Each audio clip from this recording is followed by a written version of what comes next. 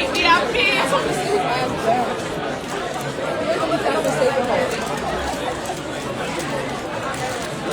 was like, this is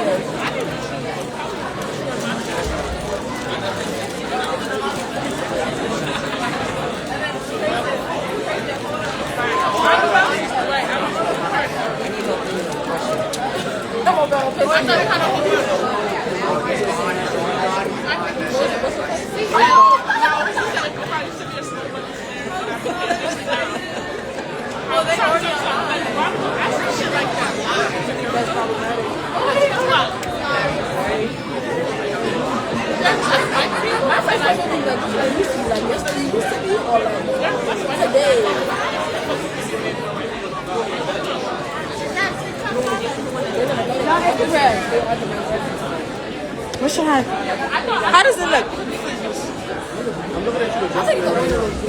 That's not bad though. I feel like it was fun. I think this is good. Okay, we put drink. Why does it look like the? It's the lake. Wait, it's the lake. Where's my Wi-Fi? Wait, it's the lake. Yeah, this is. Okay. No. Wave your hand. Wave your Turn it this way. Yeah, it's in the left.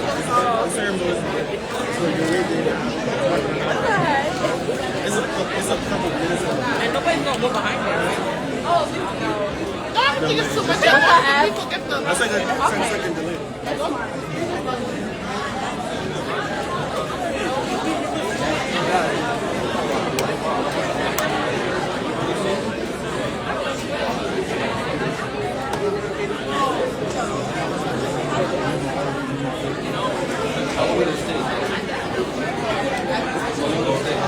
Started at 3:30 and then I like 7:30.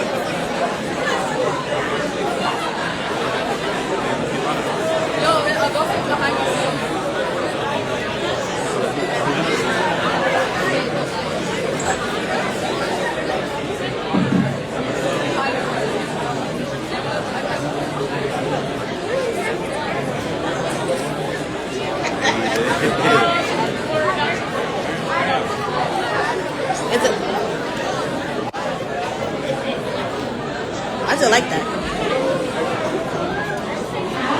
Hi guys! Welcome to Keynote 2026 with the African Student Organization.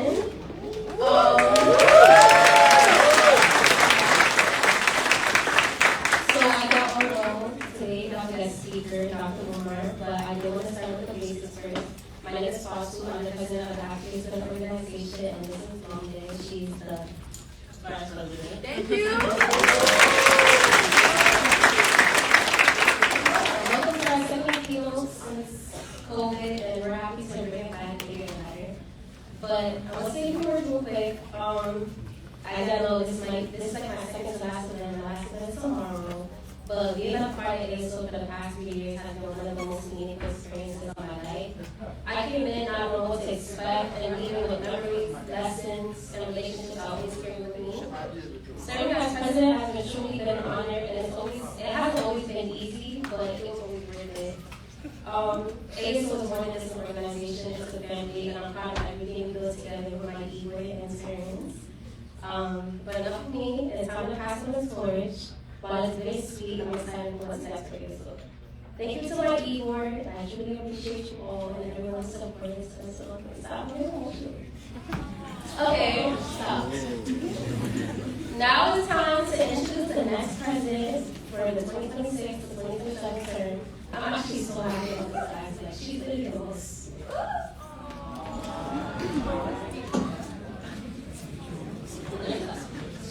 most sweetest, most determined person I've ever met, and I'm so happy to see you today.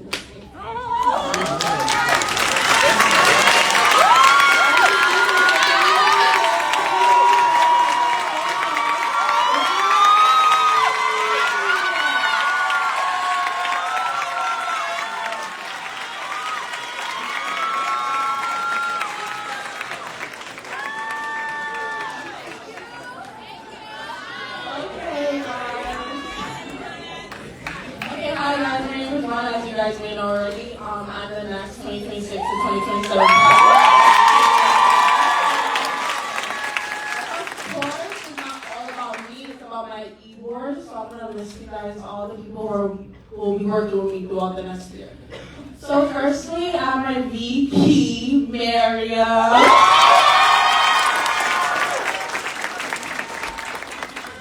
Then next, we have our treasurer, which is Mikey or Michael. Also have our secretary, but she is not gonna be here right now, but I'll say her name is Khadija. After we have our activities coordinator, Rodia. Next we have our educational coordinator, Jaden.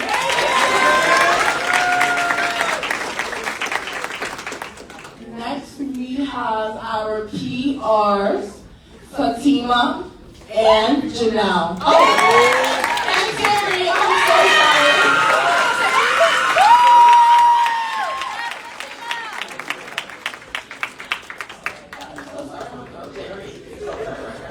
Next, we have culinary, which is Janelle. Now we have our fundraiser, which is Terry. Now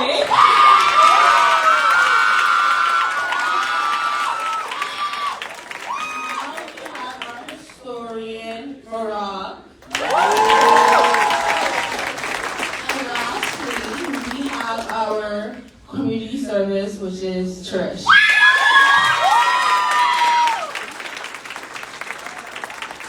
So basically, this is the 2026 to 2027 executive board for the African Spirit Organization. And lastly, just to reiterate what Fatu has stated, there's index cards on all of your seats. Please write the questions you may want to ask for Dr. Umar. Keep it respectful, keep it cute, and we're going to take the photo. All right.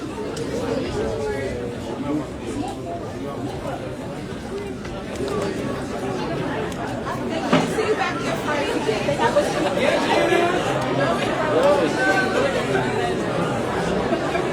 Go on the side, go on the side, go on the side. Ready? All ready? I'm so sorry. 3, 2, 1. This is so cute.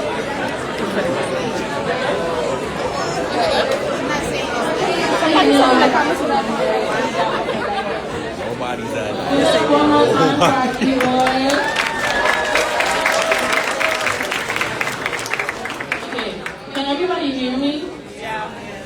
Okay, I'm gonna ask a few things. One, that during the conversation, we keep kind of like a silent space. If you guys have any questions, write them on the index cards. There's gonna be a point where Fatu and Jaden, and a few of our other interns are gonna go around the room collecting them so that we can ask them.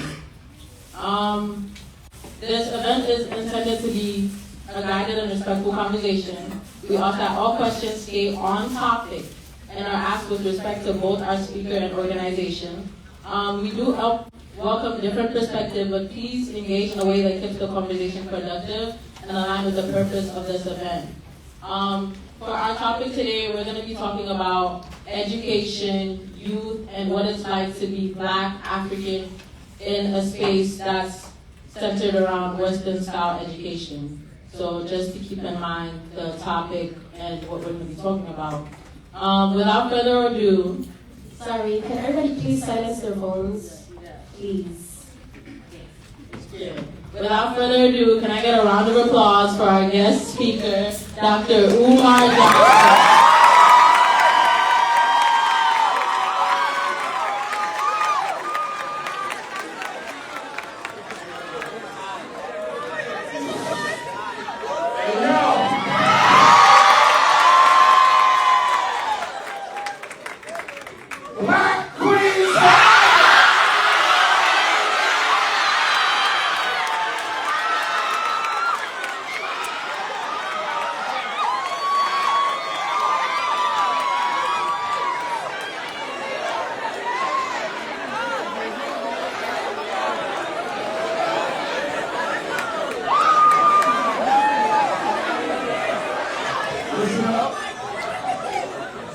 Ladies and gentlemen, brothers and sisters, it's good to see everybody here. And I say good evening, not only to my African brothers and sisters, but I see my Caucasian brothers and sisters. My Latino brothers and sisters. Chinese, Japanese, Korean, Vietnamese. What about my South Asian, Indian brothers and sisters again? We got a few of them. All right. Jewish brothers and sisters again. Native American. We got a few Native American. All right. And we're my Donald Trump brothers and sisters.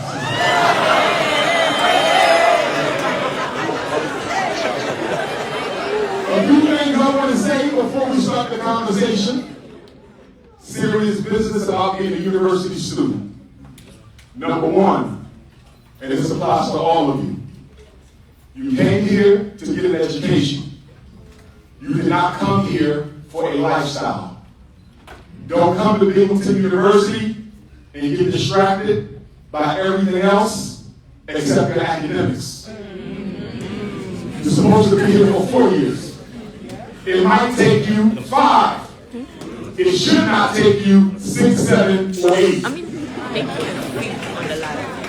That's number one. Number two, make sure the major that you choose is something that you chose. Not your mother, not your father, not your grandparents, not your big brother or your big sister. I don't care if you come from a family of doctors. If you don't want to be a physician, then you shouldn't be here studying that. I don't care if you came from a family of educators. If you don't want to be an educator, you should not be studying that. Because one thing is for certain, and 2 things I'm for sure. If you don't like your career, what you give your life to, because most of you, regardless of color and culture, you're going to be working till almost 70 years old. So you have to find something you love for 50 years. And I don't care how much money you make. If you do not like what you're giving your life to, the money will not matter. I got my doctorate at the Philadelphia College of Osteopathic Medicine. And as part of our psychology program, we had to do therapy with the medical students. And guess what? Something I learned directly from the medical students in the Center for Brief Therapy. I learned that a lot of medical students are not in medicine because they want to be. They're in medicine because their families expected them to be. I had a student cry in front of me. I'll never forget it. He was in his last year. He's about to make $250,000 a year as a physician. Guess what he told me? He said, I don't even like the sight of blood. I said, why are you here? He said, because my parents paid for it. Both of them were physicians. I'm supposed to be one too. My therapy treatment program with this student was to help him build the motivation to go home on Christmas break and tell his mother and father that although they paid for 4 years of med school and 4 years of pre-med, that he's going to spend the rest of his life doing something else. He was afraid that he would disappoint them, that they would disown him. He cried almost every session because he didn't know how to tell his parents that even though you wanted me to be a doctor, I don't want to be one. Make sure you choose what you want. What are the 2 biggest predictors of life satisfaction? You know what they are? 2 biggest predictors of life satisfaction. Black, white, blue, yellow, orange, or purple. Don't matter. Number 1, do you love your career? Did you choose social work because you wanted to be a social worker, or did you do it for nothing? Did you choose engineering because you wanted to be an engineer, or did you just want to look bright or sharp or intelligent? Did you get into computer science for the money or for the passion? Because some of you chose majors for money, and when you get out of here, you're going to realize how unfulfilling life is because you're doing something that pays you well, but you don't want to do it. So number 1, choose something you like. Number 2, the second predictor of life satisfaction is who you come home to every day, your spouse. Now, the problem with Binghamton, and I got to wrap up, the problem with Binghamton, like every other university in the world, is a lot of you are up here getting your free going, not yourself. And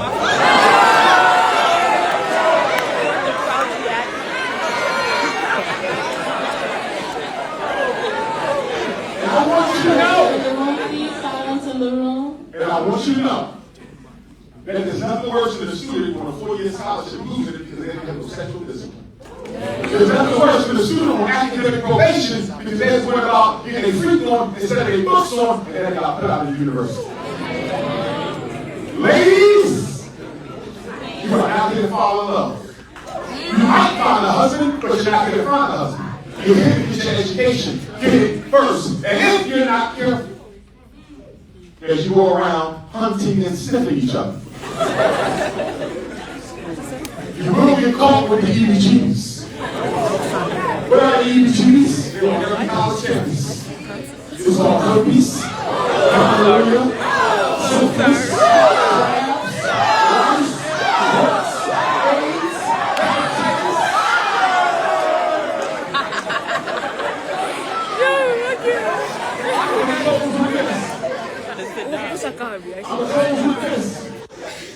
Could you imagine graduating from Binghamton University? And some of you're going to go off and get your master's or your doctorate. Some of you will go into the world of work. You make good money, good credit. Your whole life is in front of you. You meet the man or woman you want to spend the rest of your life with.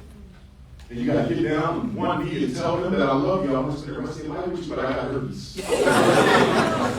And herpes don't have no cure. And you can transmit that herpes virus even if you don't have a herpes outbreak. And young ladies, if you get pregnant, you can pass it on to your unborn child. Now your first baby can get born missing an eye, a couple of fingers, a couple of toes, a nostril. Birth defects due to sexually transmitted diseases. Listen, when you leave this university, your life is going to start going like this. Right now, you're 18, you're 20, you're 22, but after you graduate, you'll be 30 before you realize it. You'll be 35 before you. And then you'll be 50. So you need to buckle down right now, master those activities right now, and get your life together, because the only thing you should be worried about around your 27th or 28th birthday, I don't care if you're a med major, engineering major, psychology, education, social work, the only thing you should have to worry about around 27 or 28 years old is where you're going to buy your first house. And how you're going to make your king or your queen. That's why you can thank you.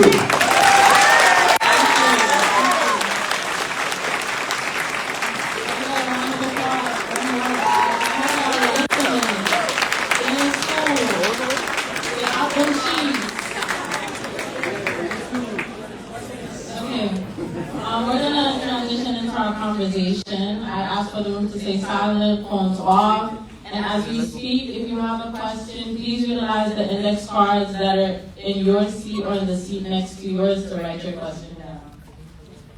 Today's conversation, I'm going to read out the description. It looks at how Western education shapes African youth identity and thinking, and how we balance global knowledge with staying rooted in African culture and history. We'll also explore whether African-centered systems can exist alongside Western global influence, and what this means for Africans in the diaspora. Overall, the discussion reflects on identity, systems, and what true intellectual and cultural liberation could look like for African people today. And when I refer to African people, I mean all people of color, Black, African, Caribbean, whatever you identify with in the diaspora. So for my first question towards Dr. Umar is, how has the Western education shaped identity and the mindset of African youth today, both empowering and limiting ways? Great question. The first thing I want to say is you can't properly assess the impact of Western education on African students until you assess the impact of Western culture as a whole. So whether we are Caribbean Africans, or whether we are continental Africans, whether we are the Black freedmen, American Africans, we have to all recognize that if you're in this room, and if you are of African descent, I don't care what God you pray to, I don't care what language you speak, I don't care how much pigment in your skin, I don't care what flag you pledge allegiance to. If you are African, you have been affected by the colonization and enslavement of African people. You have been affected by the mass programming of African people. For example, I come across African students from all over the world who will study Latin, but won't study Yoruba. They will study Latin, but they won't study Xhosa. They will study a language that has less people speaking it than certain African countries have in totality. There's more people who speak Zulu in the world that speak Latin, but the university will offer Latin, but not Zulu. The assumption is, if you are successful, you won't be doing business with anyone speaking an African tongue. So we have to look at how the culture seeps in to the reality and how it impacts the way we think of ourselves and think of one another. With that being said, as long as white supremacy controls the planet, it's going to be difficult for young black men and women to fully live their truth. Because you can only fully live your truth if you absolutely believe there are no barriers to opportunity. The problem with being African in this world, and all of you are going to face it no matter what your major is or how intelligent you may be, and that is the fact that despite everything you have going for yourself, at the end of the day, your race will still play an influential part in your destiny. That doesn't mean we should let it rule us, but we have to be conscious of it. And the one thing that you all are going to have to learn how to do at Binghamton University and beyond is learn how to put your culture to the side. Occasionally, to put your race in front. Because when they see you, they don't see a Jamaican. They don't see a Cuban. They don't see a Nigerian. They don't see a Liberian. They don't see a New Yorkan, Pennsylvanian, Mississippian. They don't see a Canadian. They see an African. Your race will always be your common denominator.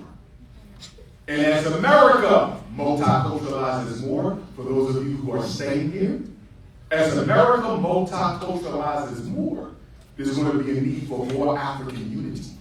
Because we're going to get pushed further and further to the side until we come together, putting being African first, practicing discrimination against no other group, but making sure we understand that God made us African. In history, made us everything else. Black power.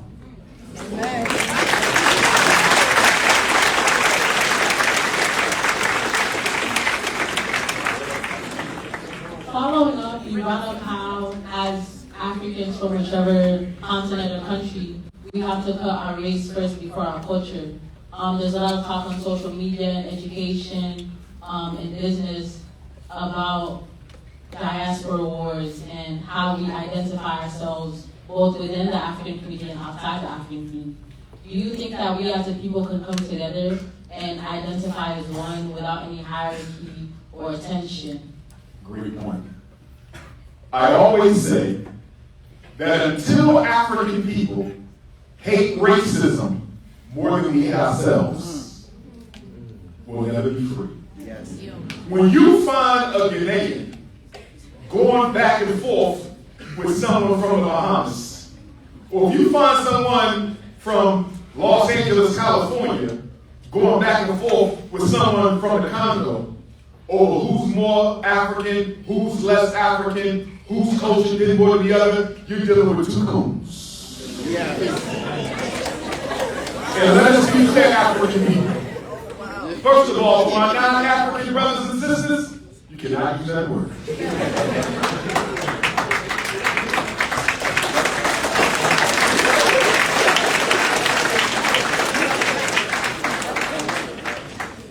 Why do we do that? Why do I, as an American African, have to prove supremacy supremacy over a continental African? Why does a continental African have to prove supremacy over the Caribbean African? Why does the Caribbean African got to prove supremacy over our brothers and sisters in England? And those supremacy over the Canadian and those over the Australian? Because the white man told us all that we were nothing. And because we believe we are nothing, I should be able to at least be better than another black person. And so this motivation to try to ridicule and insult and destroy another African because they showed up in America on an airplane and you showed up on a ship. Wow. How we got here is irrelevant. Where we come from is what we should focus on. The brother that I'm at war with in Nigeria might be my cousin. The sister I'm going back and forth with in Jamaica, we could have both came from Angola. So why are we identifying more with superficial labels from the 20th century than the ones we had before the Caucasians showed up on the shores of West Africa? At the heart of the diaspora wars is self-hate. I'm not saying that either side don't have a legitimate argument. Listen, I'm the most popular Pan-Africanist in the world. Maybe second to Captain Ibrahim Traoré. And I face discrimination from brothers and sisters in the diaspora. But I don't use that as an excuse to say, okay, let me go and start hating. No! He's been miseducated just like I am. He's a victim just like I am. Let me go and try to educate my brother. Now, if he chooses to remain a member of the democracy, I'll leave him.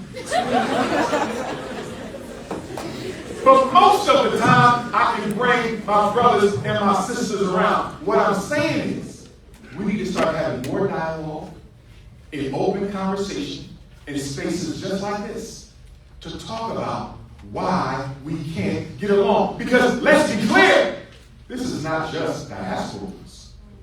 Every country I go to in Africa, and Queen Mother Ayama will tell you, there's always some petty cultural beef going on. If I'm in South Africa, it's a Zulu and a Xhosa problem. If I'm in Nigeria, it's an Igbo and a Yoruba problem. If I'm in Kenya, it's a Kikuyu and a Maasai problem. Even in America, you got New York against Philadelphia. You got the Bronx against Brooklyn. DC against Baltimore. Do you see what the point is here? It don't matter if you know where you come from or not. Negroes will find an excuse to fight each other. So the point is, you must be a prophet of peace. You will not be able to organize and liberate African people if you don't have patience, if you don't have tolerance, and above all, you must have an unequivocal love for your people that is so great that no amount of negativity can suck you into it. Black power.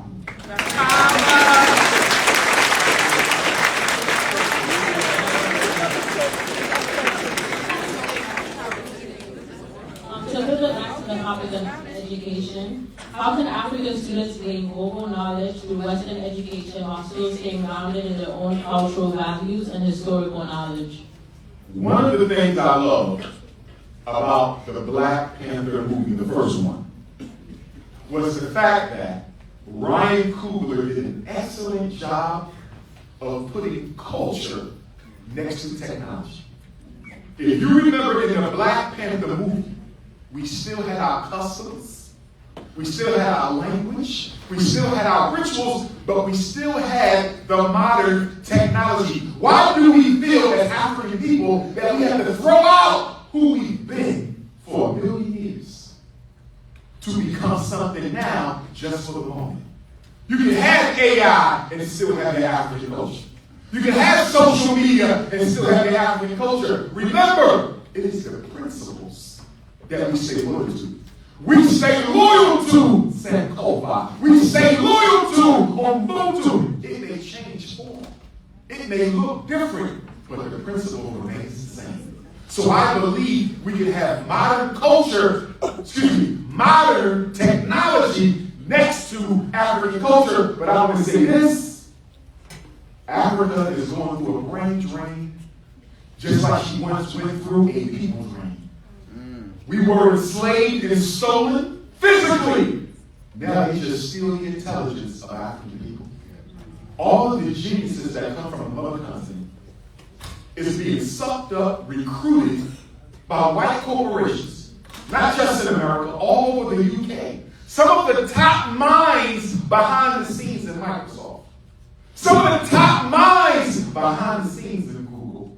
Some of the top minds behind the scenes in AI. Why aren't we using our African brilliance for the benefit of Africa? Do we not understand?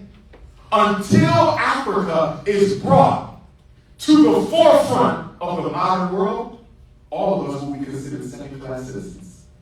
I don't care where you live on this earth, if you are African, you will be considered second class until the mother continent becomes first class. And the reason the richest continent in the world is still struggling to catch up is not because we don't have the intelligence.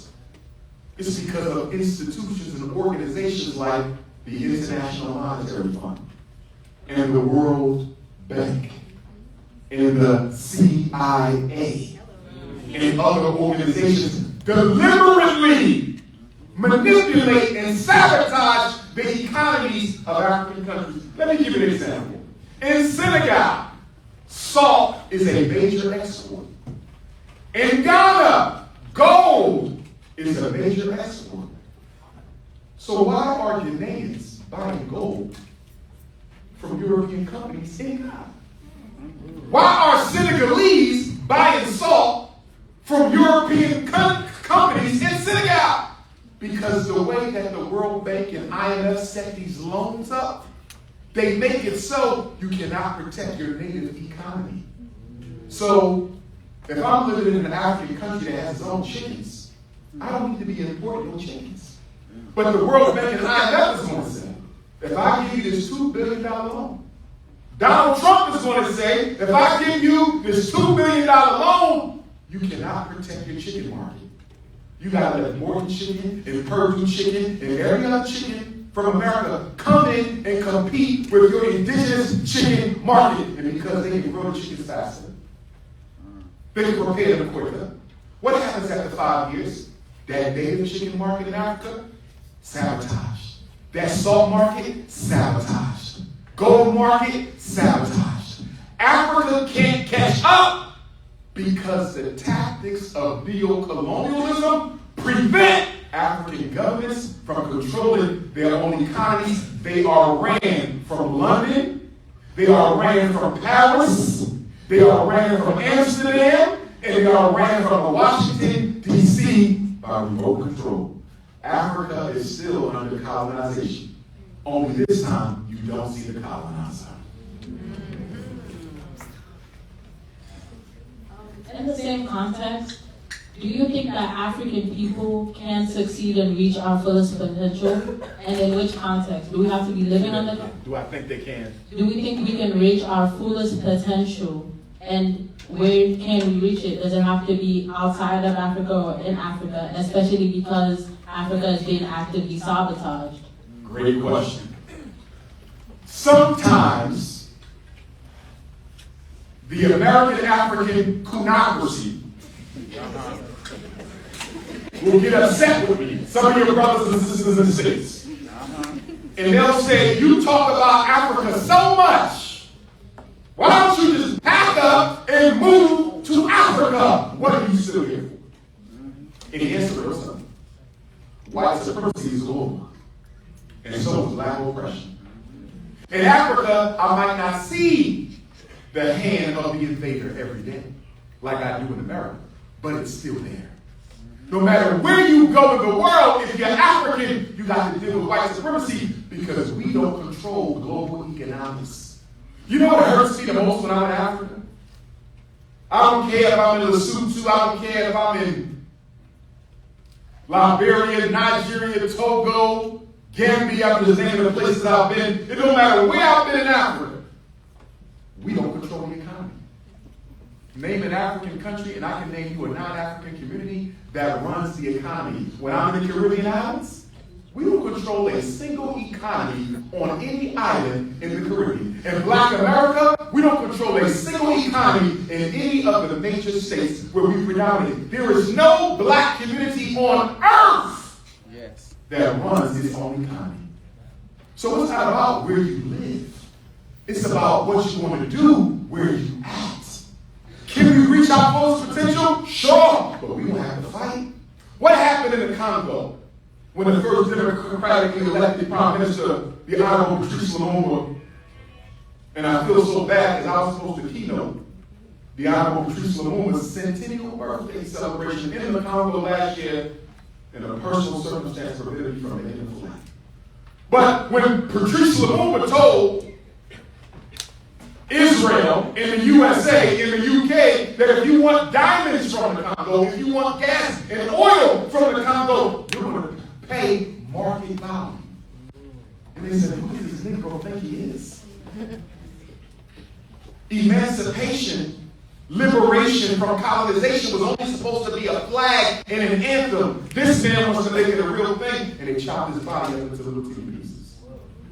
So can we reach our fullest potential? Yes. But in some areas, we must be willing to die. If you're going to get in global finance to make Africa great again, you must be willing to suffer the consequences. Listen, let's just be honest. And most of you here are Christian.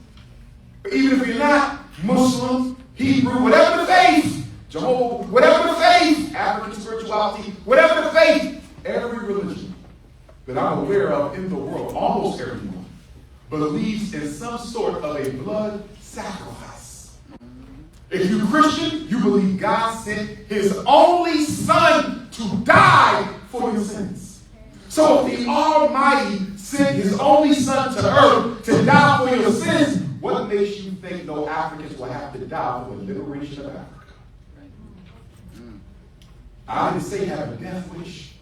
I say recognize the risks that are involved in trying to make Africa great again. And guess what? Nobody can do it but us. This cannot be done with a handout. One thing that bothers me about Africa is all the loans. We keep on taking loans. We keep on taking loans. Why isn't Africa better after all the loans? It's because the loan is not a loan. It's an economic track that puts you back into neocolonialism. I'm going to give y'all a book y'all need to read, and I'll be quiet on this question. If you haven't read Kwame Nkrumah's Neocolonialism, if you haven't read Kwame Nkrumah's Neocolonialism, please read it. Not just for my African students, but even my non-African students. If you are a student of history and politics and global economics, read Neocolonialism. This is the book that the United States government tried to ban it. They wanted to stop the printing of neocolonialism because in it, not only did Osage folk indict the system of neocolonialism, he spoke of the strategies to destroy it. And because he wrote that book, 1 year after they assassinated Malcolm X, almost to the day, 1 year after they assassinated Malcolm X, they overthrew Kwame Nkrumah. Africa will be free, but some of us will have to pay the ultimate price for its freedom. Black Power.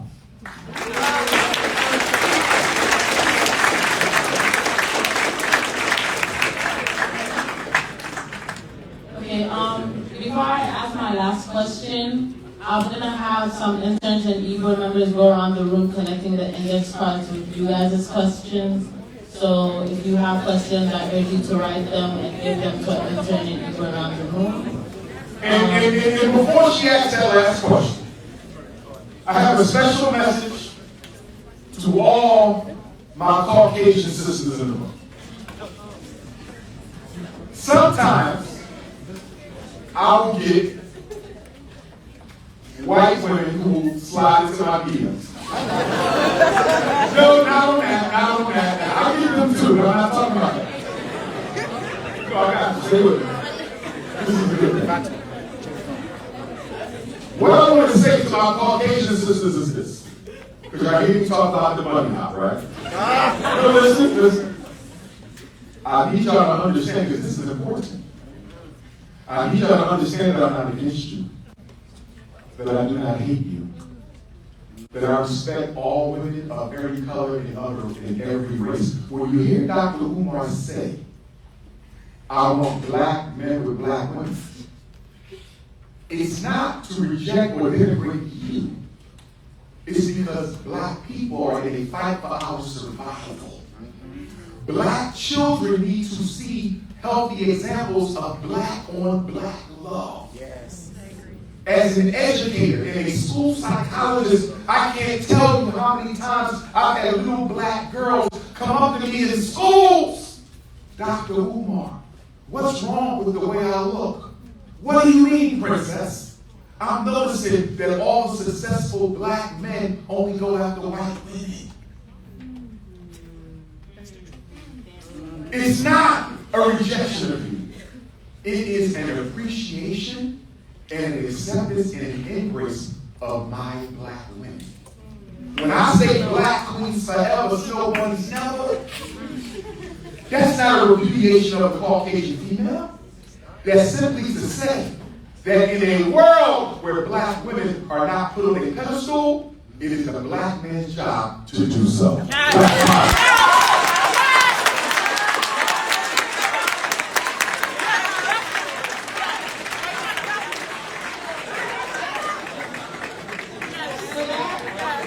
So anybody how presented, I'm playing. Okay, I'm gonna bring the room back.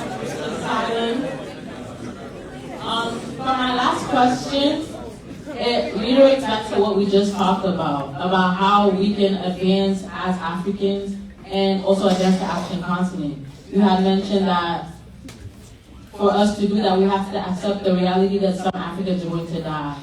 But we're also youth, we're also students, we're looking forward to something beyond our doom. We're looking forward to having families, we're looking forward to having jobs and careers. So what are some middle ground steps that we can do to contribute to the development of Africa without risking our lives? Great question. First of all, there's nothing you're going to do to contribute to the development of Africa without risking your life. That's number one. But to your point, education and economics are the right and left foot of African independence. We have to build our own schools in Africa to teach African children how to compete when we get to the national level. India is the world's most populated nation today. They are the world's most advanced technical nation. We have to raise Africa up to the level where we can compete respectably with the young people out of India. We have to look around the world. We have to look at the powerhouse model China has created in the manufacturing industry. Where was China 80 years ago? 80 years ago, China wasn't considered the great country it is today. When Mao Zedong went to Russia to meet with Stalin, he wouldn't even shake his hand because he considered the Chinese to be so far beneath him. Mao Zedong went back to China. He didn't cry. He didn't beg. He said, the world laughs at China. Look at what we're going to do. And he started a Chinese revolution. He sent the children of China all over the world to study what everybody else was doing. And they came back to China and taught their children how to do it, but do it better. And now China makes everything that the world needs. You cannot have a world without China. They have made themselves so essential to the survival of humanity. You could sabotage them if you wanted to. But China don't have the resources of Africa. India don't have the resources of Africa. Look at the UK. It's the size of 3 small islands. And it once controlled nearly 2/3 of the world. The potential in Africa is so immense. The potential in Africa is so undescribable. I wish we could see what God gave us when He put us on that land. But we got to do the work, y'all. We got to be willing to go to Africa in the hot summers and build. We need banks, we need schools, we need hospitals, we need supermarkets, we need distribution. Do you know what one of the biggest needs in Africa is now? Logistics. all the new industries in Africa, they need companies that can pick up their merchandise and drive it across Africa. How do I get to Egypt to Ghana? How do I get from Mozambique to Kenya? And guess what's happening, African brothers and sisters? The Chinese are coming, and they're bringing their trucks, and they're bringing their ships. And you got all these unemployed people in Africa, and I'm saying to myself, why didn't Africa take over its own logistics? There's so many ways to empower the continent, but you have to go to Africa with an intent to help and not to rob.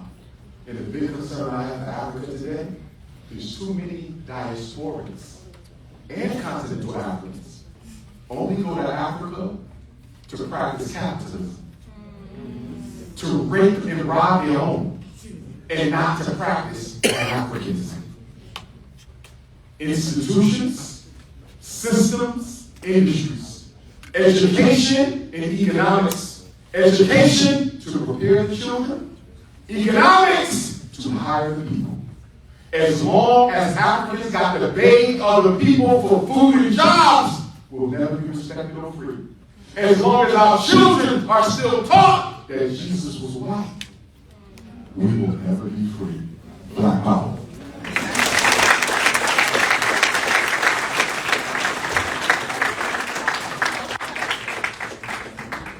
I'm going to be moving on to some questions from the audience. If true Black liberation requires separation from oppressive systems, can reclaiming power within those systems ever be part of the solution, not just compromise? I need every African in this room to understand something. There has never been a situation in human history where someone joins a system created and designed to marginalize you and somehow wrestles the power from it. You can reform a system. You can remediate a system. But most of the time, you will have to revolutionize it. That means it must be torn down and rebuilt because at its very structure, it was designed to exploit. For example, you will never be able to make the International Monetary Fund work for Africa's benefit. It was designed to keep African economics disabled. You got to tear it down and build it up. I think we spend too much time trying to infiltrate and participate in other people's systems when we should be building our own.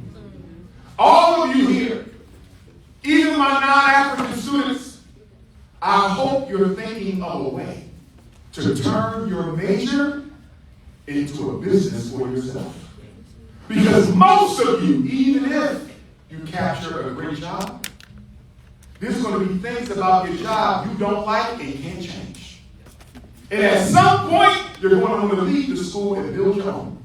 At some point, you're going to want to leave the law firm and start your own. At some point, you're going to want to leave the engineering firm and start your own. At some point, you're going to want to leave the hospital or the clinic and start your own. We as African people, if we are serious about becoming economically, politically, and therefore psychologically free, we must be about the business of independence. We need our own shipping line. People laugh at Honorable Marcus Garvey. They said, why did Marcus Garvey put ships on the water? Why did Marcus Garvey start the Black Star Line? You know why? Because Marcus Garvey looked around in the 1920s and he said, we don't have no way to sell black merchandise to black people living in other parts of the world. If I live in Binghamton, New York, and I'm selling cell phones or shoes or jewelry or cosmetics, and I got a customer in Ghana, I don't have no black company I can go to and fly, ship, drive this over there. I got to go through a white-owned company. I got to go through an Asian-owned company. I got to go through a Jewish company. So Garvey said, if we really believe in independent black economic power, we have to have our own ships. And guess what, African people? We're the only race in the world who doesn't have a global shipping network. So whenever we sell something, we automatically got to give a large percentage of it to another group. When Sean Combs lost his distribution for Bad Boy, this is years ago before this happened, Sean Combs couldn't even sell no music. This is a billionaire music mogul, couldn't sell a single CD because he had no distribution. Please, brothers and sisters, think about starting logistics, shipping, trains, buses. One of the biggest businesses in the world is logistics. You don't have to be a doctor, a scientist, or have an IQ of 130. You just have to be serious about making Africa free. Black power.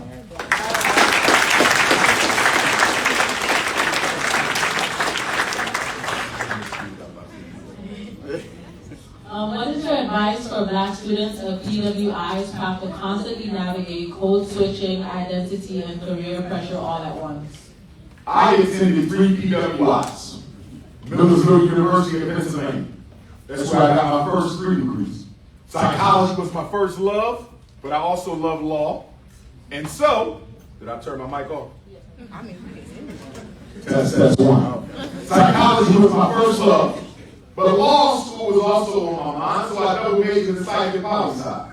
And then I came right back and got my master's and became a certified school psychologist. And then I went to Lehigh University, Bethlehem, PA, and got my principalship, master's of certification, and then I got my doctorate from Pecan. 3 white universities. I do regret having never attended an HBCU at some point in my life, but at the same time, the benefit of you all being at a PWI, the benefit of you being at Binghamton University is you get to experience racism now, so you know how to deal with it later. I'm glad you're getting some experience with racism, because you're going to have to learn how to control your temper.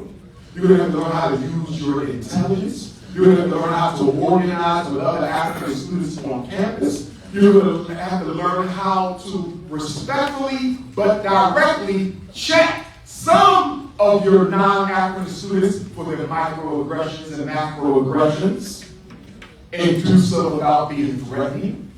The PWI campus is the perfect training ground for any African student to learn how to navigate racism.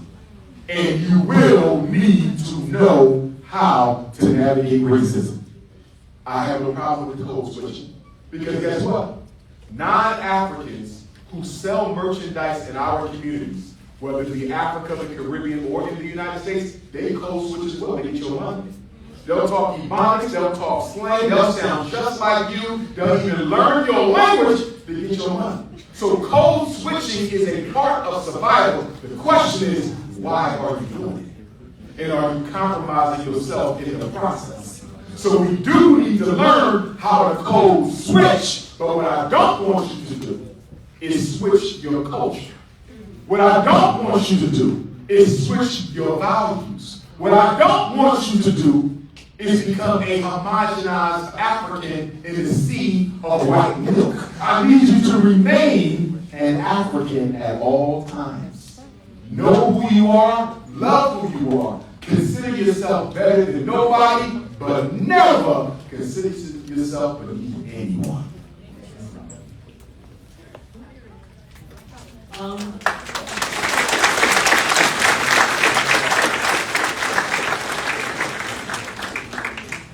Students have always been involved in the liberation movement, whether it's via protests or movements against problematic administrations of the government itself.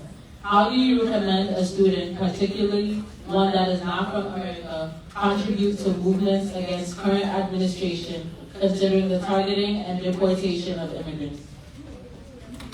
That is an excellent question. If you are not an American citizen, and you are a visiting African, and technically we all are, it's just some of us were forced to visit. Yes. But if you are a visiting African, I need you to be careful. I need you to be very careful.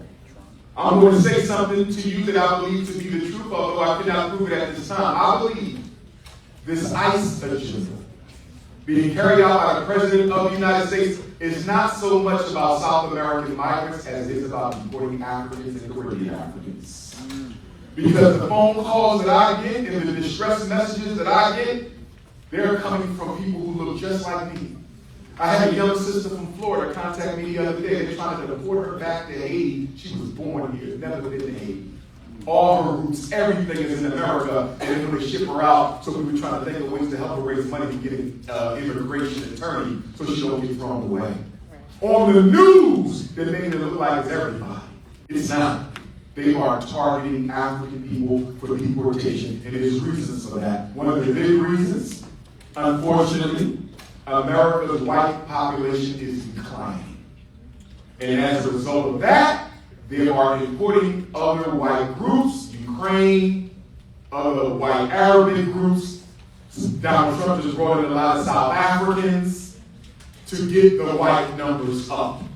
And to keep America white, they want to get rid of as many Africans as is possible. So to the Queen's question, you have to be careful being an activist if you're not ready to go home yet, because I would hate to see any of you get arrested and deported just for speaking out. And this is why I tell your brothers and sisters in America who belong to the FBA movement and the ADOS movement, be careful.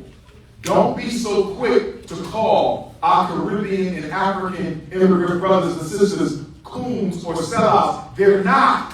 You have to understand something. They're here on a student visa. They're here on a work visa. And even if they were naturalized, even if they got their American citizenship, it can be taken back from them at any time. So I understand why I don't see y'all at the Black Conscious meetings all the time, because you have to protect the interest for why you're here in the first place. But however you do, whenever you do, you must contribute to the liberation of Africa now or later. Don't you die. Don't you leave this earth having done nothing significant to liberate the country of Africa. Because as Africa goes, so goes all African people in the world. Until the mother is free, all the children will be slaves. Black power.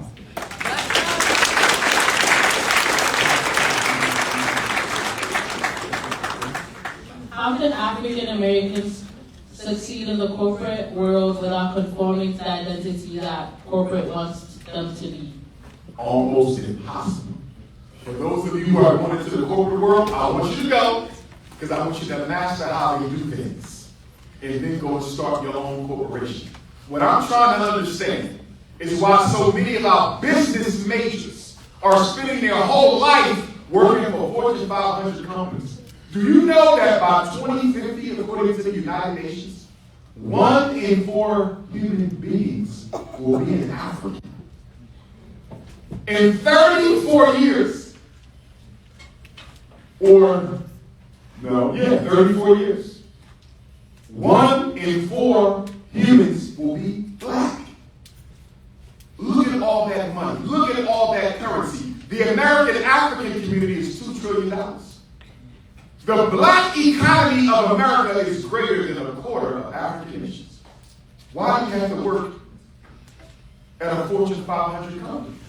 Build your own black Fortune 500 company. You mean to tell me that we will be 25% of the planet in a few decades and we still looking for jobs from white people?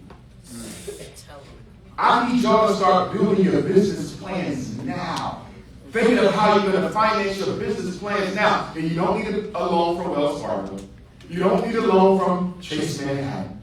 You don't need a loan from Bank of America. Guess how most multi-billion-dollar white startup companies got their funding? They got it from private white capital. They didn't go to the bank. They went to rich white people in their community and said, will you loan me this million so I can build this business? Why are we not doing that as Africans? Look at all the millionaires on the continent. Look at all the millionaires in America. Why are we going to banks to get a loan when we have our own people who can float that loan? Please start building those relationships with Africans around the world who have wealth, because if you go to a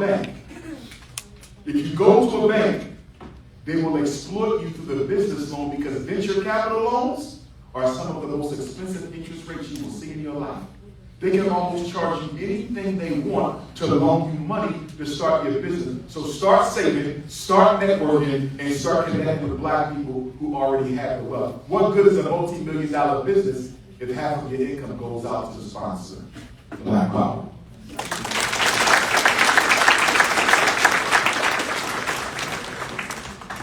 Do words like the N-word and coon cause more separation between races? Does it not cause racism, no matter who uses it? That is an excellent question. Number one, no one should be using the N-word, including Africans. There you go. No one should be using the N-word, including Africans. And if I catch an African allowing a non-African to use the N-word in your presence, you will get 500 lashes. There's nothing worse than getting on social media, seeing black people argue for the right of non-black people to use the N-word. Have you ever seen a European Jew argue for the right for people to use racially pejorative terms against them in public? Have you ever seen an Arab, a Native American, an Anglo-Saxon argue for the right of people outside their group to use a racially pejorative term to define them? Why are African people the only people in the world who will fight for the right to be disrespected? It's because we are so thirsty for acceptance. We are so thirsty for validation. Yes. We are so thirsty for approval. We are so hungry for participation that we will sacrifice our integrity to sit at a table where you won't even be served dinner. My goodness. Stop using the words. Stop letting other people use it. Now let me deal with Coon. Coon is a little dude. Non-Africans can't use it, but we got some goons. And so sometimes, you got to call the coon. But don't worry, one day we won't be using the coon either, because guess what? Dr. Umar is working on a coon recovery camp.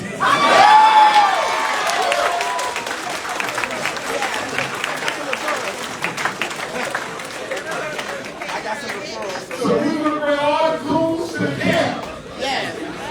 And if you don't graduate being coon free, you don't leave the camp. Black Power.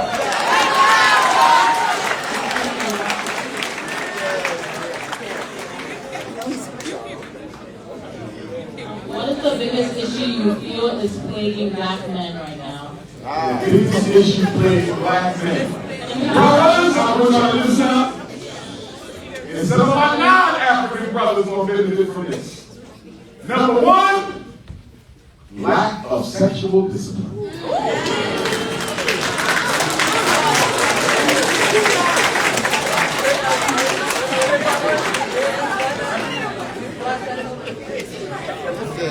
There is nothing more horny. They mad about that. Not in the animal kingdom, not in the sea kingdom, not in the F. There's nothing more hornier than a male college student. Look at y'all put your hands down. I'm going to tell you, brother, something right now. If you don't control your passions with women, they will destroy your life. I'm going to give you a true story. Talk to us. I have two beautiful children, two daughters. I did not marry their mothers. Their mothers wanted marriage. I was not against the marriage. But I said we're going to continue to date and explore this as we co-parent, because I would love nothing more than to be married to the mother of my children. But the mothers of my children and their mothers said, who do you think he is? We're not waiting. You're pregnant now. He's going to marry you now. And I said, no, I'm not. I'll be shot in marriages. And as a consequence, and I'm not saying this to shame them because I respect both of the mothers of my children, but for a long time, I was excluded from the lives of my daughters as a punishment for not marrying their mothers. You don't know what that's like to have another man raising your children. Especially if they got cool DNA. So I'm telling you now, you better have sexual discipline. Number two, the ego of the Negro.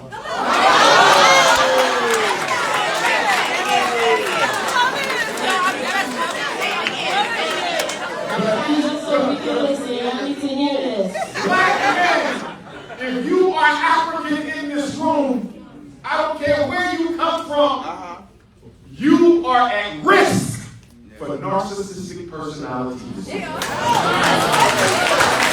And let me tell you why. Why are the most oppressed men in America the most at risk for narcissistic personality disorder?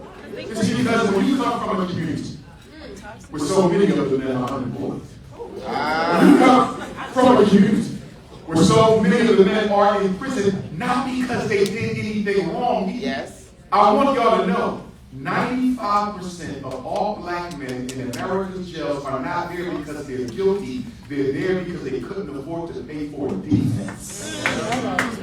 But when you come from a community where the men have so many problems, and you graduate from Binghamton University, and you go on to be a lawyer, a doctor, a teacher, an engineer, a social worker, a nurse, and you got it going on, and you go back to a community where black women are looking for a good husband, and you just happen to be one of the few who meet their standards, that can get to your head. And you're going to start floating around this campus saying you God's greatest gift. And you want to piss a lot of black women off because you want to make them feel that they got to kiss your behind just to be your queen. And you want to get into a lot of conflicts with other black men because he think he should be king and you think you should be king because y'all both too ignorant to realize that the kingdom got space for you both. Black men, humble yourself. Humble yourself.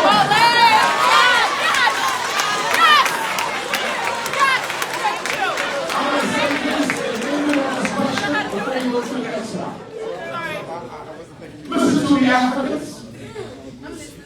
Why in Africa, when somebody don't like the president, rather than wait for the next election a lot of times, they just unalive the person in office?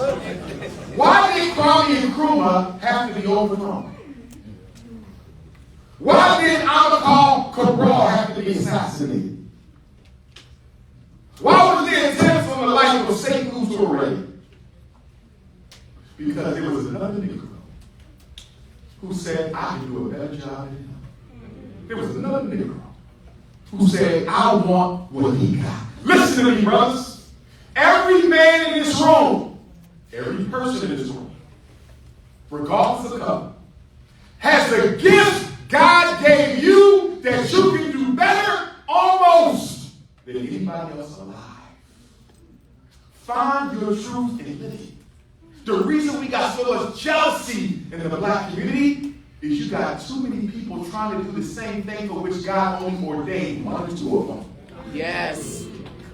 Yeah, quiet now. Certain people are born to be leaders. Certain people are born to be singers. Yes. Certain people are born to be mathematicians. Yes. Certain people are born to be organizers. Find your God-given talent and stop trying to steal somebody else's. Yes.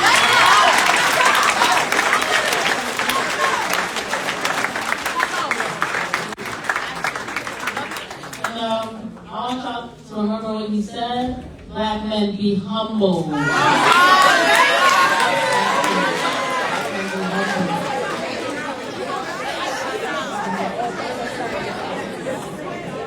the next question, audience member asked, how do you feel about black fraternities and sororities? question. Do I have the divine nine? Yes. Alpha Phi, where you at? 8506.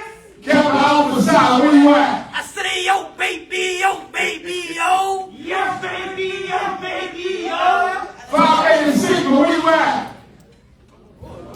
We have a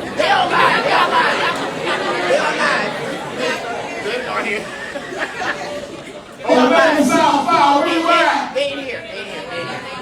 Where my AKAs at? They ain't here.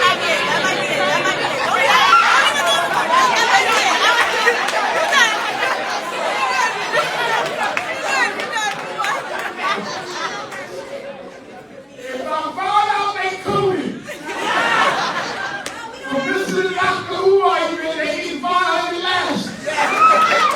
But here's my opinion. Those ancestors who founded the Divine Nine are some of the greatest minds we ever created. Yes. The Divine Nine were not created to be an imitation of the white fraternities and sororities. Yes. The Divine Nine were created to be a secret channel where we produce black excellence on college campuses. The Divine Nine were the think tanks for how we would rebuild black America. That's the purpose of the secret society on the college campus. So to answer that question, I would have to say how I feel about it all depends on the particular chapter we're talking about.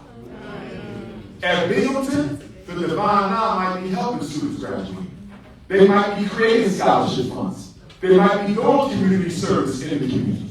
They might have study groups to teach black history.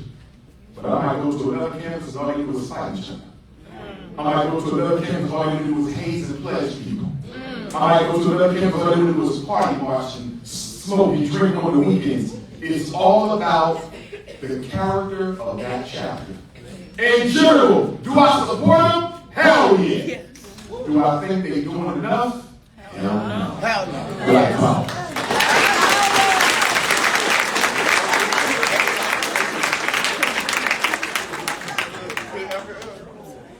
Religion has played a large part in colonialism. Do you believe that black people as a whole should practice Christianity or Islam? And is there a way to do so while celebrating our culture and acknowledgement of how it was used to oppress us? Can you repeat the question? Religion and liberation. Is it foolish to be of the church or the masjid? I'm a Pan-Africanist. A fundamental principle of Pan-Africanism is religious freedom. The Honorable Marcus Garvey, the greatest human organizer in modern history, who gave us the red, black, and green flag, he was a Christian. El Hajj, Mali El Shabazz, Malcolm X, Sekou Touré, they were Muslims. Many of the grandfathers of Pan-Africanism, most of them came from right here in the United States. Bishop Henry McNeil Turner, the first black man to say God was black. Alexander Crummell, one of the fathers of black social work. Henry Highland Garnett, the first black leader to speak to the U.S. Congress. They were pastors of the church. They were all forefathers of Pan-Africanism. I don't have a problem with your religion. Be a Muslim. Be a Christian. Be a Hebrew. Be a Seventh-day Adventist. Be an Episcopalian. Be what you want. I only have two questions. Does your religion take priority over Africa's liberation? If it does, your religion is a problem. Number two, do you worship the image of a deity that looks like your colonial enemy? If you're raising black children with an image of God that is unlike themselves, you are subconsciously teaching them to worship Caucasian people. Yes. It's not the religion, it's how you use it. In Sudan, the Mahdi, Muhammad Ahmed, who was African, he used Islam to liberate black people. You can use Christianity to liberate black people. But a lot of us have been taught a version of the religion that makes you hate African culture. Yes. A lot of us have been taught a version of these religions that makes you feel you got to be colorblind in order to worship God. A lot of us have been taught versions of this religion that make you feel bad to be proud to be black. Do you realize we're the only people in the world who got to go one place to pray and another place to organize? Most black churches do not allow any type of political activity, not in Africa, not in America. But the Jewish community can pray in their synagogue and stay right there and talk about how to build their community. You go to the Chinese community, they can stay in their church. They can stay in their mosque after worship and talk about how to empower the Chinese community economically. Black people are the only people who are split. I got to go over there to pray to God, and I got to go over here to fight white supremacy. If God don't want me to fight white supremacy, then maybe I'm not worshiping God. Maybe I'm worshiping the devil. Religion must support the African liberation struggle. Religion must support the African freedom struggle. And if the religion has a problem with African people putting black liberation first, get rid of the religion and start a new one. Black power.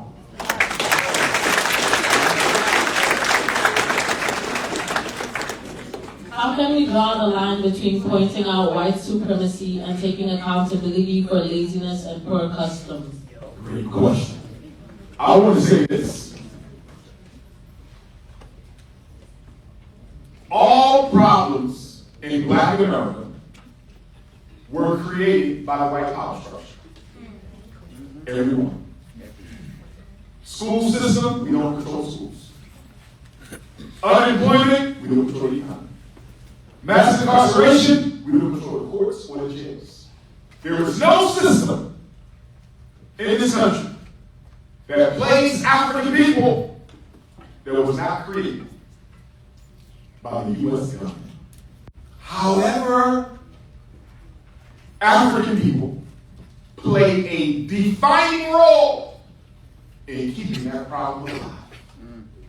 We did not create our problems, but we are 100% responsible for getting rid of them. Some people believe that if you blame racism for a black problem, that means racism has to solve it. That's not the Pan-Africanist mindset. We will blame racism for the problem, and at the same time tell you it's black people's job to fix it. One of the things that angers me so much about your American and African brothers and sisters, some of them, is we cry about the school system, but we have enough money to build our own. We waiting on reparations, and we are entitled to reparations. I support reparations, but we shouldn't be waiting on reparations when we spent $30 billion on weeds and perms. We wait on reparations, we spend $2 billion on Air Jordans every year. We wait on reparations, but we spend $1 billion on chicken, turkey, beef, and pork. I love you, somebody. Who got somebody? Who got somebody? Right now, go put it right now. But what I want to say is, nobody is going to rebuild the African world except African people. And God will allow no excuses either. Why? God made us first. Do you know we were on the planet by ourselves for 250,000 years before any other human family evolved? 250,000 years, the planet was all black. You were in charge. And then you let some people sneak on down into Africa posing as friends. And because you love to be accepted, that's always been an African problem, we let people in without researching them first. And by the time we woke up a couple decades later, they were controlling everything and we had nothing. We are responsible for where we are, not because we created the problems, but we allowed them to be introduced in the first place. I should have never been born in America. I should have been born in Africa somewhere. But guess what? My great ancestors wasn't on their job. And I would say this to all of you. Every human group has a destiny.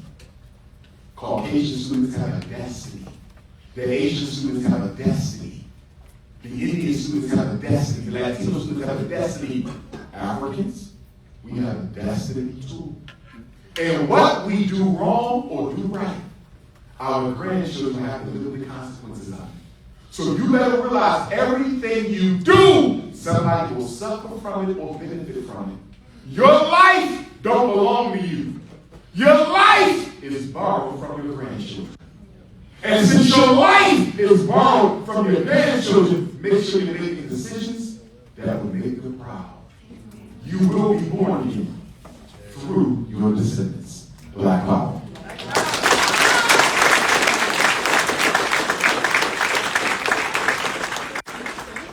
In the past 20 years, many African countries have sworn off the IMF and the World Bank loans and instead embraced Chinese investments. Through projects like BRE, is this a path to liberation or a new form of colonialism under a different country? What was the big? BRE? Oh, BRICS. BRICS. Who wrote that? BRE. A question about the Chinese investment. Okay, let me not worry about it, just deal with it. The Chinese government, I'm not talking about my Chinese students in the building. The Chinese government is the new head colonialist of Africa. And let me tell you how the Chinese government is doing a better job than the white man did colonizing Africa. When the Caucasian came into Africa and when he left Africa, he told the African heads of state that if you need some money to rebuild the governments we sabotaged, we're going to give you the money, but because we know you can't pay it back, we're only going to give you so much money, but we're going to charge a really high interest rate. This is why Africa stays in debt, by the way. The interest rate. They make sure you can't pay it off. This is why we got to stop taking loans. So the white man will give you a little bit of money, high interest rate. The Chinese came in and they said, we're going to give them a lot of money, a not so high interest rate, but the time frame for payoff is going to be smaller. The white man, you got 25 years to pay it off. IMF, World Bank, you got 25 years to pay this loan off Congo. You got 25 years to pay this loan off Nigeria. Chinese, America only gave you $1 billion. I'm gonna give you $2 billion. But I'm not giving you 25 years. I'm giving you 5. And if you don't pay it off, we take over your poultry farm. We take over your major seaports. We take over your diamond mines. We take over your cobalt. We take over your titanium. Y'all see how this works? The reason Africans are signing on to the Chinese loans is because when somebody gives you 5 times the amount of money as America, even though you know that you got to pay it off in a shorter amount of time, if you're greedy and thirsty, you're going to sign that loan. And what hurts me right now about Ethiopia, we got any Ethiopian Africans in the building? Yeah! Period. And I keynoted the African Liberation Day in Ethiopia 3 years ago. The government flew me in. And guess what's one of my favorite foods in the world? I will eat Ethiopian all day long, every day. I might got married an Ethiopian. I'm going to give you. I got to be diplomatic. Wait. I can't just say I'm going to wife up an Ethiopian queen. I'm going to be diplomatic. So I'm going to give you an Ethiopian queen, East African queen, a West African queen, a South African queen, a Central African queen, a North African queen, a Caribbean queen. Let me stop playing. Here's what I want to say. I keynoted the ALB. I love Ethiopian food. I eat it all day long. Duro Wat is my favorite. Go to what? Oh, I love it. Give me my egg and chicken!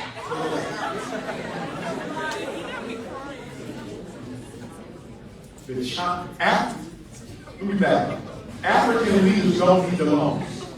Listen to me, y'all. Africa don't need the loans. So why did they take the loans, Dr. Umar? I'm going to tell you why.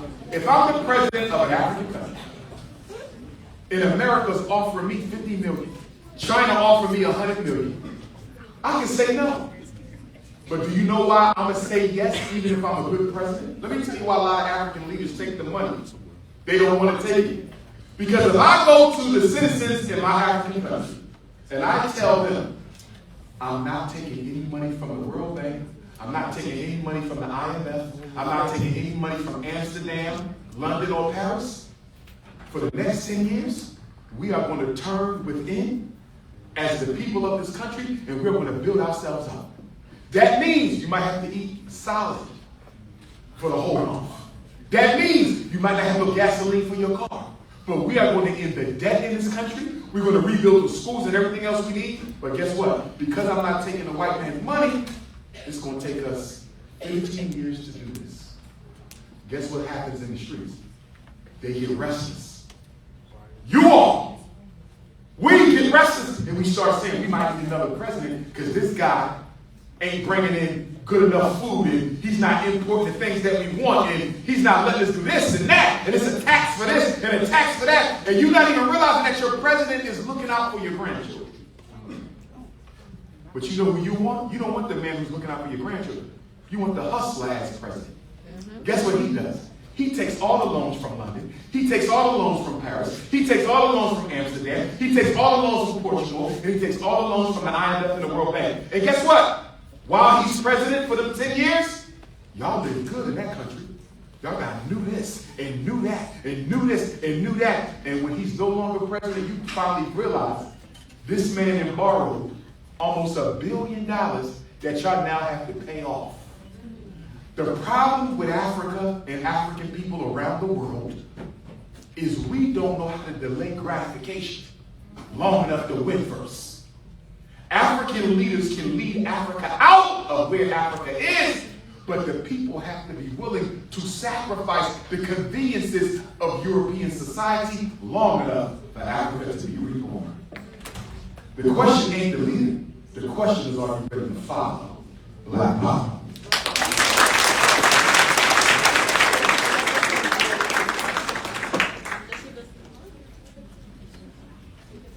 This is the second to last question. Have you seen the xenophobic attacks by Black South Africans on other Black Africans, and what do you think about it? I compare the xenophobic attacks in South Africa somewhat to, but not as extreme. Because luckily in America, there is no violence. We have enough respect between our immigrant African family and our Black freedmen American African family for us not to get physically violent. But there is a similarity there in terms of the hostility. I understand both sides. South Africa, just like Black freedmen in America, are saying you come to my country, you don't check in, you act like you don't know me, and in some cases you may act like you're better than me. I'm not talking about everybody in this room, I want to be clear, but for those who suffer from that self-hate. In South Africa, they're saying, listen, apartheid never ended. Nelson Mandela, God bless his soul, changed nothing except the way things look. The same Caucasians who ran South Africa's economy in '94 run it today. And you got the nerve to come here from another African country and get a job when I don't have one? Oh no, you're a problem. I understand the argument, but here's where I push back. Violence against African people by African people is never acceptable. That's number one. Number two, how do you have more hate in your heart for your brother and sister than the man who put you in that situation? Your problem is not with the African immigrant. It's with your government who has not redistributed the wealth to make sure you get an equal opportunity to live the American dream or the South African dream. This is misdirected hostility. FBA, ADOS, it is misdirected hostility. The immigrants are not our problem. The government is. South Africa, the immigrants from the other countries are not your problem. It's the government. But here's the problem. When the only person you have access to to release your stress upon looks like you, that's who becomes the target of your pain. Here's what South Africa should have. Here's what Black America should have. We should have a department or an office or a bureau of African immigrant affairs. When you show up in Binghamton, you should be able to go to an office with American Africans. We greet you, fill out this registration. We just need to know who you are, how to reach you, what your major is. If we want to contact you, we want to have some meetings for the community. We want you to be a part of it. We need to make y'all feel like home. There is no committee to welcome our brothers and sisters from the diaspora when they get here.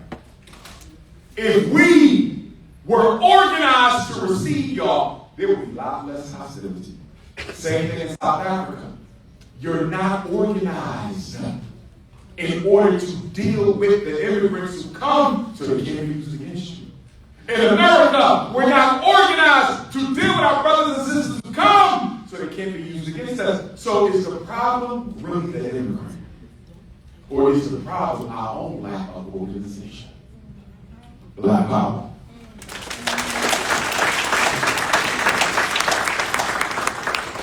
For our last question, the audience wanted to know how you feel about the epidemic that is infidelity. The epidemic that is infidelity. Infidelity. Yes, infidelity in the Black community. And more specifically, the recent news about a celebrity called Megan Thee Stallion.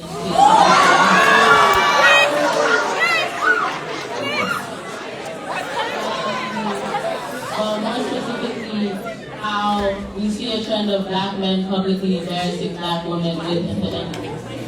First of all, Black men, I'm ashamed of us. We are the only race of men who will get on the internet and disrespect and denigrate our own women. I ain't never seen a Jew on the internet deride Jewish women. I've never seen a Chinese or Asian or East Indian get on the internet and talk down about their women in front of the whole world. We do it all the time. How much we don't want our women, how much we don't need our women, how masculine we think our women is, how poorly they submit. Let me say this to you, brothers. A woman is made by God to submit. But she cannot submit. Listen. Can we let him finish his point? You don't have to agree with him, but you should at least listen. Calm down, young feminists. Listen. If you hear me out, you might agree. There's a part of a queen who's made to submit to her king. I did not say in totality, but there's a part of her. However, she's made in such a way that she can only submit to a man who's stronger than she is. And the problem we got is we got weak men, some of us, trying to date strong women.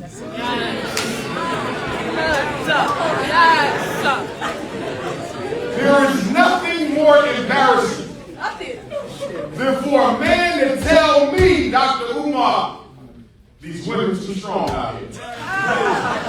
What are you saying about yourself?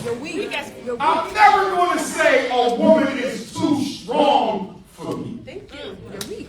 You have to level yourself up. And then she will come. But Black men, I'm going to say this. If you want the queen to treat you like a king, you have to have a kingdom for her. Too often, we force our women to go beg for jobs from the white structure. And they got to go and answer to bosses of other cultures who don't treat them right. They got to deal with racism all day on the job. And then they got to come home. And you want them to kiss your backside.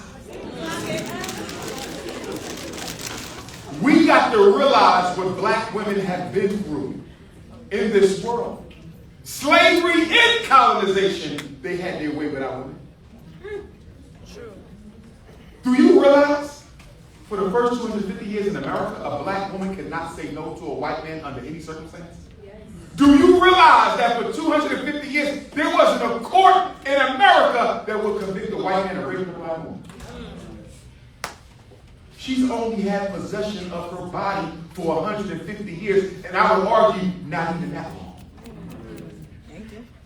So that humility part, we got to work on that. But I'm going to say this to my queens. You have a right to be heard. If you have a problem in your relationship, you have a right to be heard, and he should listen. But there's a time and a place for every conversation. And sometimes, sisters, you will have a conversation, the right conversation at the wrong place. Pick and choose when you're going to introduce something to your king, and it should never be in front of your girlfriends. I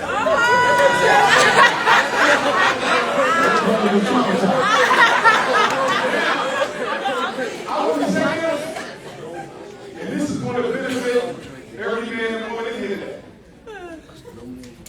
And did you get any questions from the non-Africans, or y'all cut them out? Here's what I want to say about intimacy, and I'm going to go to psychologists now. Listen. Before you go out here looking for a partner for the rest of your life, spend the rest of your life with, make sure you're ready. Ask yourself 2 questions. Number 1, do I like myself? Because if I don't like who I am, why the hell should I? Number 2, can you live with yourself? Because if I can't live with myself, why would she want to? Don't use dating and mating as a drug. Men, white, brown, yellow, red, or black, we use sex as a distraction from depression and personal problems. Yes. Men, sex is not therapy. A woman's body is not your treatment point.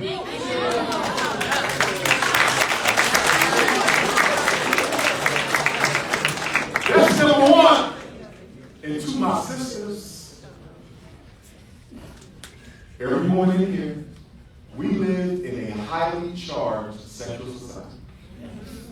I don't care what color your skin is. Women, you are going to have to teach people not to identify you with your sexual organs. You are going to have to make sure you are not sexually objectifying yourselves. My sisters, I know some of y'all was built by God himself. You are 5'5" extra thicker than God.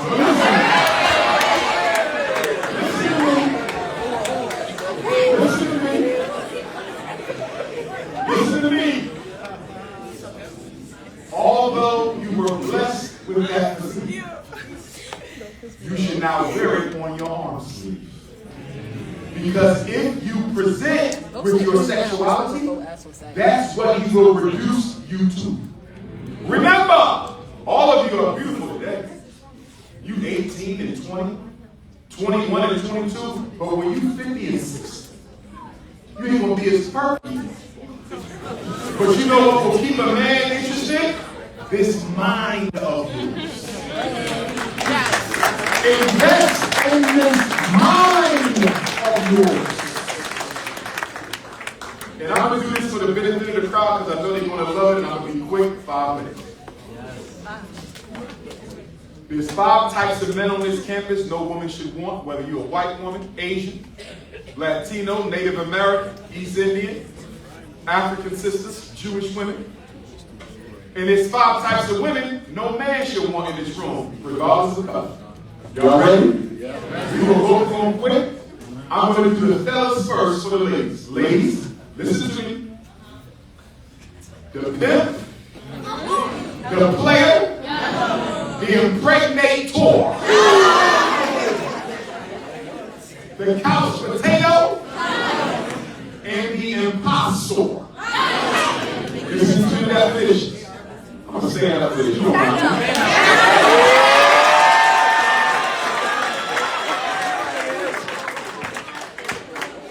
And he's my queen.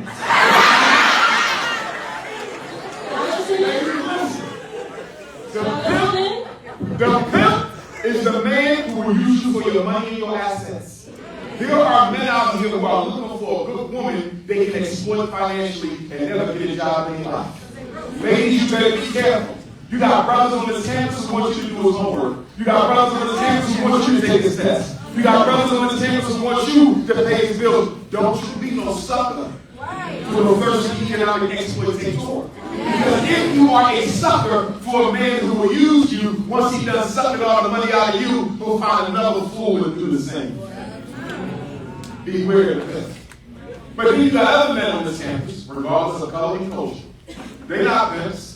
They got their own money, they got their own car, they come from a family that got a couple dollars. They don't need no woman to take care of them and help them pay their tuition. They're only looking for one thing on this campus. There's only one thing they want on this campus, and guess what that is? What is it? The royal cookie. And they like every kind of cookie. They like Jewish cookies and Canadian cookies. They like Scandinavian cookies and Latino cookies. They like New York City cookies and Miami cookies. They like butter almond, butter pecan, vanilla, fudge, chocolate, sweet brown sugar. They are the Binghamton cookie monster. Ladies, listen to me. Everyone in here, there are some men who play around until they find the right one. There's some men who will continue to play around even after they find the right one. When you're dating, make sure you are evaluating whether this guy is temporarily exploring his options or if he will be a womanizer for life. Some men never grow up. You do know you have two ages, right? Everybody in this room has two ages. You have a biological age and you have a psychological age. Most of you are between the ages of 19 and 23, physically, biologically, but psychologically, some of you are still 5 and 6-year-old toddlers. Pimp, player, impregnator. He makes babies he don't take care of. Couch potato. Spoiled by his mother, he's lazy and expects a woman to worship the ground he walks on while he provides her with nothing. Beware of men who were spoiled by their mothers. Last one is the impersonator. This is a man who makes you think he got more going on than he does. He ain't got no future plans, he's just telling you that. He's not working on his doctorate, he's just telling you that. Be careful of the impostor because there's a lot of them, and I left one out. The predator.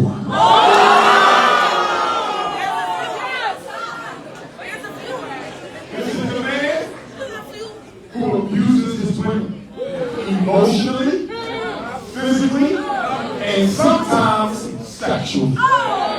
Ladies, I'm going to tell you this. Don't you forget it. Most of you will ignore it.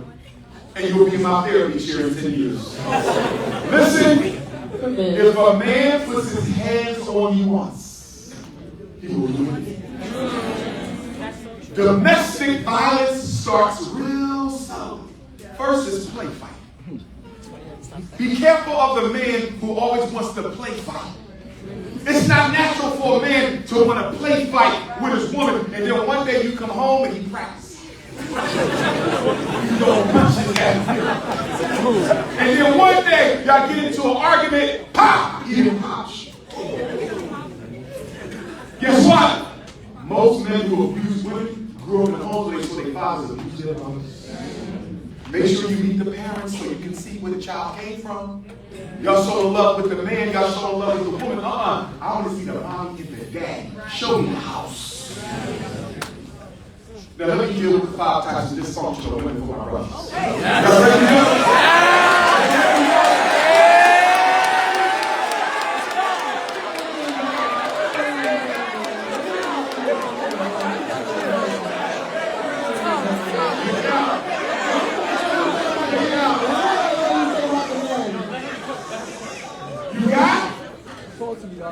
the hopeless romantic,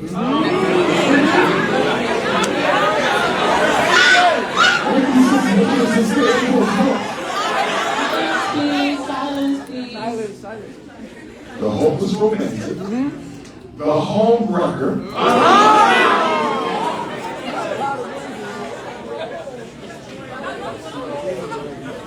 this high maintenance,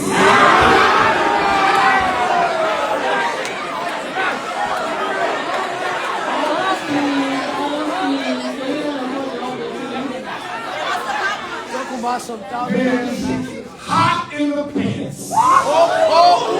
Wait, You got real quiet. The healer. And the homicidal hunter. Let's go. Let's deal with the healer. Listen to me, black women. All women.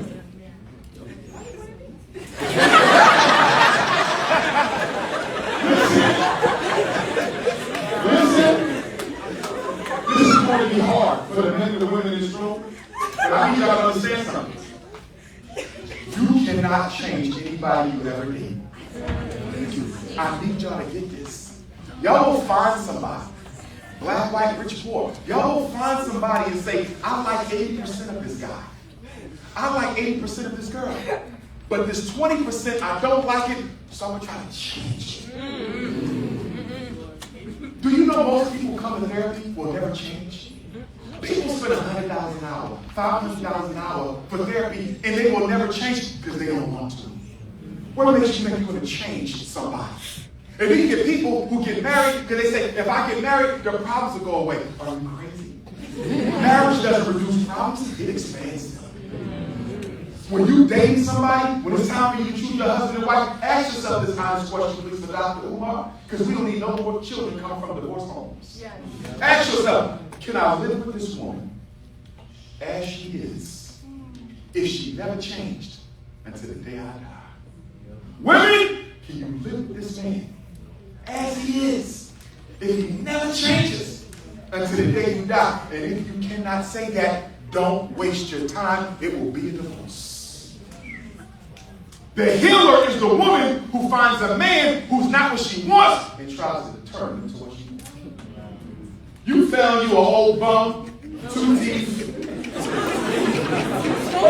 and you tried to turn him into Denzel Washington. It ain't gonna happen. Stop. Too many women are trying to change men into what they want instead of finding what they need. And why do y'all do that? Because you don't think you got the self-esteem to attract what you desire. Now let's talk about the home wrecker. the home wrecker. By a show of hands, I'm talking to every woman in here. My white sisters, my Latin sisters, my Asian sisters, my Native American sisters, my African sisters. Raise your hand if you've had a home wrecker relationship with him. Raise your hand.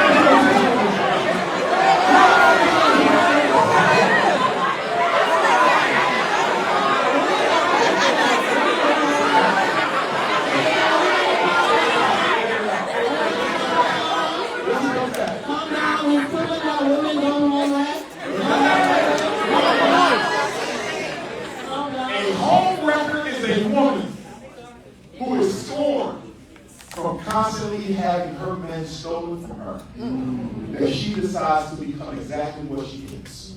A woman who destroys other women's relationships. She may never get married, and she don't even really want to because she thinks she'll be left again. So she has about 3 or 4 men she dates at the same time. All of them have other women. But she takes them from those women because that's how she gets her self-esteem back from all the men she had taken from her. To the men in this room, no woman is going to be a secret so your wife can live in peace. Hello. If you ever meet a woman who tells you she wants to be your side piece, and she never want to tell your girlfriend who she is, she's lying. No woman is ever going to sacrifice their self-respect so another woman can live in peace. Sooner or later, she's going to let that woman know who she is. And there's too many men losing good women for women who are not as good because you had no sexual discipline. If you cannot control your urges, cut off your third day.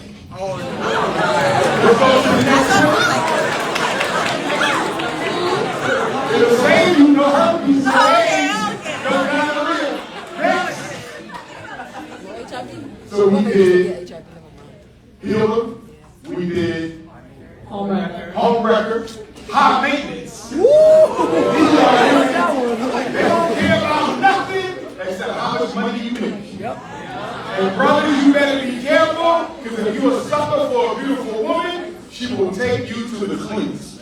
Make sure your woman, especially you men here, all of you are going to be successful. You got to be careful, because there are certain women out here, not these good sisters in here, but there's certain women who will run an emotional game on you and have you think they're in love with you just to get in your pockets. And most of you are probably going to prenuptial agreement, by the way. Thank you. It's your prenuptial.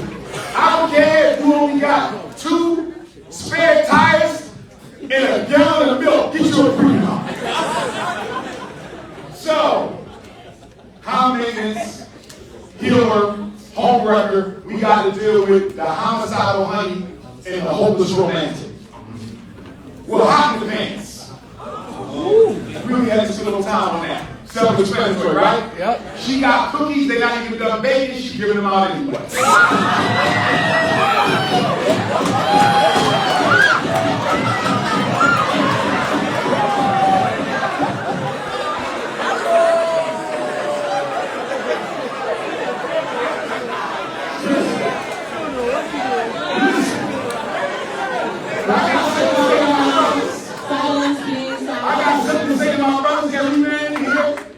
Talking to all my brothers here.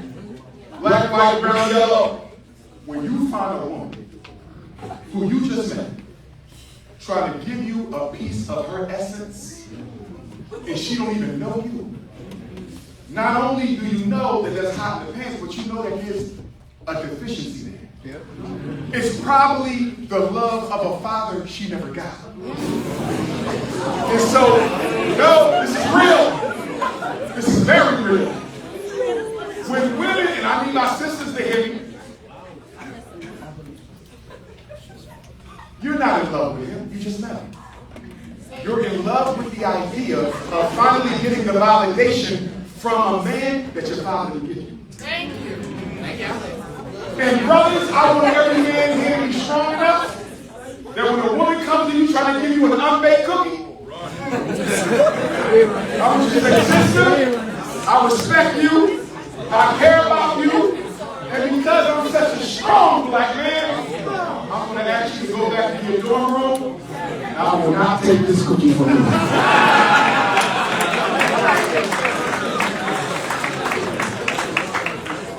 Only the strong survive. We got 2 left. Homicidal honey and the hopeless romantic. We got one first. Homicidal honey. Let's go with the homicidal honey. Some women grew up in homes where their mothers were abused, aunts was abused, grandma was abused, beat down, hurt, stabbed, shot by the men they thought loved them. When you grow up under that kind of trauma, you automatically think every disagreement should be a fist fight. Man, y'all gotta listen to me. If you got a woman who's always threatening you, she didn't even hit you yet, she just threatening you. Get on my nerves, I'll shoot your eye out. Always this violent talk every time y'all do. If you look at her, I'll kill you. Be careful when you look behind the women. That's violence-y prone. People tell the truth through jokes. And if a woman is starting to punch on you, smack you, kick you, that's not healthy. She's violent prone. That's a homicidal woman. And you better get away from her because they don't have no boundaries.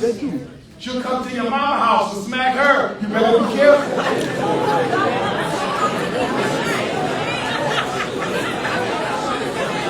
And the last one, the hopeless romantic. Listen to me, ladies.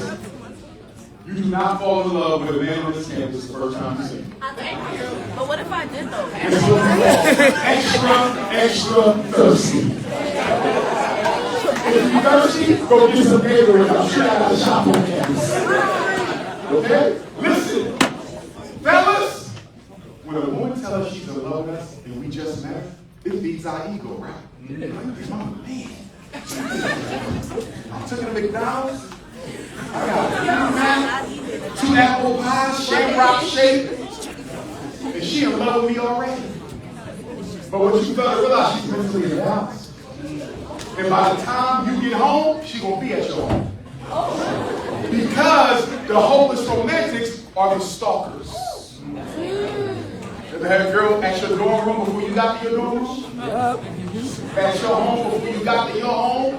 You never take a cookie from a psychologically unhealthy woman because you cannot give those cookies back. Right. All I'm saying is, there are a lot of people in this world who are miserable, and they're looking for somebody to drop their problems off on and give them the responsibility of doing for you what you can't do for yourself, and that is called making you happy. Ladies, I better never hear you say, I'm looking for a man to make me happy, because no man can do that. Happiness is emotion. All emotions come from you. Men, I better never hear you say, I'm looking for a woman to give me peace. No woman can give you peace. You give yourself peace. You should be looking for a partner to grow together, to build together. But don't you look for somebody to help you fix your personal problems. That's what therapists are for. And guess what? I'm a therapist. But do you think I want to be one to my wife? I'm going to marry me a healthy, happy, and healed woman. And you got to take your time through the courting game. And my last thing for my sisters, because they always ask me, Dr. Umar, I've been living with this man all these years. He ain't proposed yet. He still told me he ain't made up his mind yet. Ladies, I want y'all to hear me. I'm going to give you Dr. Umar rule. You'll be a fool if you don't follow it. Once you lived under a roof with a man for 2 consecutive years, if you break it up all the time, that's different. But if y'all lived under the same roof for 2 consecutive years, and he's still telling you he don't know if you're the wife, he's already decided you're not the wife. I don't need 5 years to know if I'm going to marry you. After the first year, I got a pretty good idea. After the second year, I know. But I will say this to all of you. Don't choose your husband or wife until you've lived under the same roof for at least 6 months. Because you never know a person until you're in their space. Fellas, you didn't know she didn't wash her hands before she cooked. You know that. Ladies, you didn't know his baby mama called him at 2, 3 o'clock in the morning every night. You know that. Fellas, you didn't know she don't take a bath except once a month. She like to say, what up?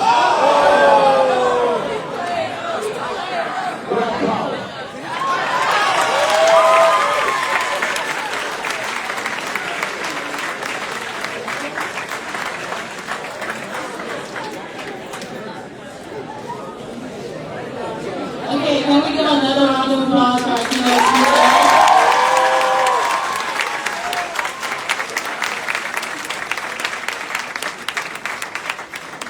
We're going to move on to the second and last segment of the event, which is going to be pictures. We're going to do it in a very organized and structured way, and I advise you guys to take all your belongings when you come up for a picture. We're going to have everybody lined up on that side of the room, off the stage. Not yet. Still stay seated on that side of the stage in a single file line.